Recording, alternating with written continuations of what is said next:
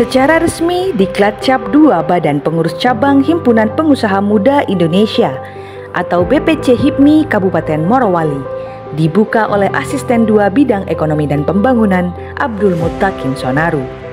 Kegiatan yang bertema kolaborasi pengusaha muda Morowali Sejahtera Indonesia Maju tersebut dilaksanakan di Aula Hotel Metro Morowali pada Sabtu 28 Oktober 2023 baru-baru ini, bertepatan dengan peringatan Hari Sumpah Pemuda. Mewakili penjabat Bupati Morowali, Abdul Muttaqin Sonaru sangat mengapresiasi kehadiran HIPMI Morowali dan untuk dapat mengambil bagian dari investasi dan bisa berbuat sesuatu yang luar biasa untuk daerah. Acara tersebut juga dihadiri perwakilan Polres Morowali, AKP Basri Pakaya, Ketua Departemen Organisasi Bidang 1 OKK BPP HIPMI, Isma Dwi Arista Towana, Gaspikar Mahlis Katili dan Syahnil Umar, perwakilan kantor perpajakan, pihak perbankan, pihak perusahaan dan 54 peserta Diklat Cap. Ketua Panitia Pelaksana Kegiatan, Nur Salim ZA Lahasina mengatakan, kegiatan itu sendiri bertujuan untuk melakukan pengkaderan dalam menyelenggarakan pendidikan dan pelatihan sebagai upaya meningkatkan jumlah pengusaha muda yang tangguh, bermutu, dan siap membuktikan dirinya untuk kemajuan bangsa dan negara. Untuk memajukan ekonomi di Morowali, kata Nur Salim, tentunya tidak akan bisa dikerjakan secara sendiri atau individu, melainkan harus secara bersama, dan pastinya butuh kolaborasi dengan semua pihak, yaitu pemerintah daerah serta stakeholder terkait. Sementara Ketua Umum BPC HIPMI Kabupaten Morowali, Muhammad Sadak Husen ZA menjelaskan, kegiatan Diklat Cap merupakan agenda wajib untuk setiap BPC HIPMI, apalagi dalam beberapa waktu ke depan akan diadakan musyawarah cabang atau muscap, dan para kader HIPMI perlu mempersiapkan diri. Masuknya investasi besar di Morowali saat ini, kata Sadak, bukan hanya menjadi sorotan dalam negeri, namun juga dunia. Akan tetapi HIPMI belum sepenuhnya dilibatkan dalam investasi tersebut, dan tentunya harus dibarengi dengan kolaborasi pihak perusahaan. Ya, banyak sekali bidang usaha yang ada di sini. Nanti besok tinggal dilihat saja datanya, Mas. Dilihat saja datanya, teman-teman. Insya Allah kita di semua bidang ada. Benar-benar itu. Kenapa harus ada semua? Kalau saya ingin sampaikan satu program yang ingin kita buat di Kabupaten Morowali ini, kita bermasalah dengan banyaknya investasi yang masuk, peluangnya banyak, pasarnya harusnya banyak. Yang kurang di sini adalah iklim berusahanya yang kurang didukung. Kita kemarin Pak Bupati Pak Taslim sangat membukakan ruang kepada kita. Tapi yang harusnya kedepannya ini yang kita butuhkan adalah bukan hanya ruang, tapi mudah-mudahan HIPMI ke depan diberikan kepercayaan. Karena ruangnya dibuka, tapi tetap kita harus banyak bernegosiasi sendiri. Tapi kalau seandainya dibukakan kepercayaan, maka akan muncul kolaborasi antara HIPMI dengan Pemda. Sedangkan Ketua Departemen Organisasi Bidang 1 OKK BPP HIPMI, Isma Dwi Arista Towana menyampaikan beberapa hal pada saat konferensi pers.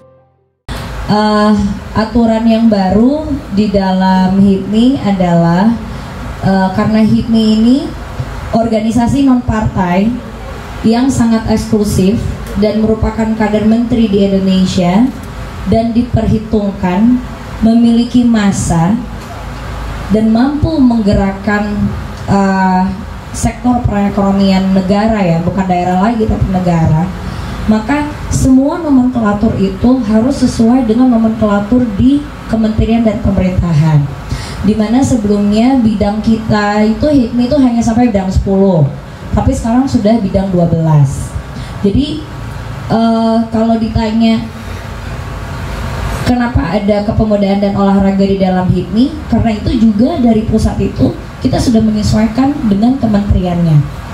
Kemudian kalau dipertanyakan kira-kira peran HIPMI kepada olahraga itu seperti apa, sebenarnya di Sulteng itu sudah terrealisasi loh. Mungkin Anda semuanya belum tahu. Nah, mungkin dari BPC Morowali nanti itu bisa bersinergi.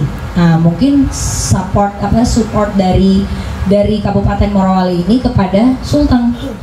Seluruh diklat di HIPMI itu fungsinya adalah untuk memvalidasi Anda sendiri dan mengupgrade value nilai Anda.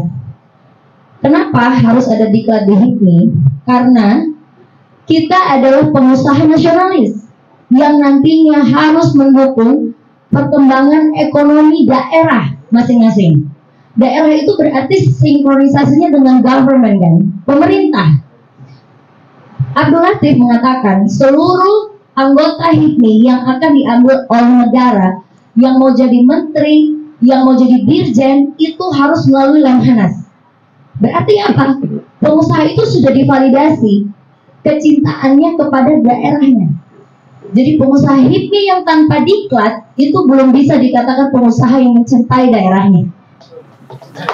Ya, gitu. Keistimewaan diklat cap kali ini dan mungkin dibandingkan diklat di BPC lainnya, kata Amira, adalah karena yang datang bertugas sebagai pembawa materi diklat dan supervisor adalah utusan BPP atau Badan Pengurus Pusat. Dalam diklat cap itu, salah seorang pengusaha muda sukses putra daerah Morowali, Haji Syahnil Umar, selaku guest speaker sekaligus Direktur Utama PT Vendora Mineral Sejahtera, berkesempatan memberikan materi dan menjelaskan panjang lebar terkait kondisi industri di Morowali, di mana momentum tersebut harus dimanfaatkan dengan sebaik-baiknya. Penyusun lithium baterai itu adalah nikel laterit, dan itu alhamdulillah itu ada di daerah kita, sehingga semua investor asing terutama yang dari China itu berbondong-bondong masuk investasi di daerah kita. Nanti saya akan jelaskan juga apa nanti multiplier efeknya bagi kita yang pemula bisa melihat peluang-peluang ini. Oke. Jadi di China sekarang ya, itu pemerintah China punya program 2030 semua kendaraan itu akan dikonversi dari bahan bakar fosil, itu dikonversi semua ke bahan bakar terbarukan listrik. Anda bisa bayangkan ya, sekarang di Indonesia, di daerah kita itu penyerapan bahan baku nikel itu satu bulan kurang lebih 15 juta ton nikel ore. 15 juta ton nikel ore dari semua tambang yang ada di Indonesia. Dan itu yang dihasilkan adalah produk NPI, produk nickel pig iron. Secara market di China, market murni ya, swasta, itu sebenarnya sudah tidak mampu lagi. Tapi apa yang terjadi, ternyata yang mengintervensi market penyerapan nikel itu adalah pemerintah China. Oke, itu kondisi global sekarang. Sekarang saya tarik lagi di kondisi kita di Indonesia. Alhamdulillah dengan pemerintahan Pak Jokowi 10 tahun terakhir, bagi kita generasi muda yang teman-teman perlu tahu, itu sudah diletakkan dasar yang sangat bagus. Dasarnya itu yang selalu Pak Presiden sampaikan adalah hilirisasi. Mungkin ini terdengar biasa, tapi sekali lagi saya sampaikan, 10 tahun, 15 tahun ke depan, bonus lompatan industri itu yang akan menikmati itu adalah kita. Makanya dari sekarang di usia 30, 40 sampai 45 tahun, 15 tahun lagi itu adalah masa keemasan bagaimana kita dari negara berkembang itu menuju negara maju. Dan itu sudah dilakukan sekarang. Di Kalimantan dibangun pemurnian bauksit, di Bangka Belitung dibangun pemurnian timah, di Morowali dibangun lithium baterai, dan nanti itu muaranya nanti itu adalah produk yang sudah jadi. Salah satu persyaratan negara jadi negara maju itu adalah ketahanan industri. Nah, kalau kita sudah masuk di area itu, maka kita adalah dikategorikan adalah negara maju. Sekarang adalah pertanyaannya, bagaimana kita generasi muda yang baru memulai ini harus punya semangat untuk menyongsong itu. Nah, Makanya saya selalu sampaikan ke teman-teman lain, jangan pernah merasa ciut, merasa minder dengan keterbatasan karena akses modal. Saya cerita sedikit.